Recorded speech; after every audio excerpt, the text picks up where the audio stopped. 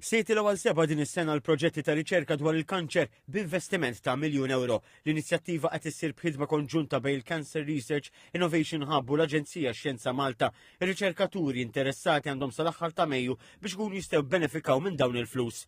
Ma' TVM News iċ-Chairman tal-Cancer Research and Innovation Hub Malta, Christian Sherry, spjega fiex se jkunu qed jikkonsistu dawn il-proġetti. Il-proġett ta' riċerka minnhom kien qed titkellem fuq diagnosi, jiġifieri iktar fuq biex nitalmu iktar minn diagnosi, iktar fuq kif nitalmu kif il-kanser qed jiżviluppa.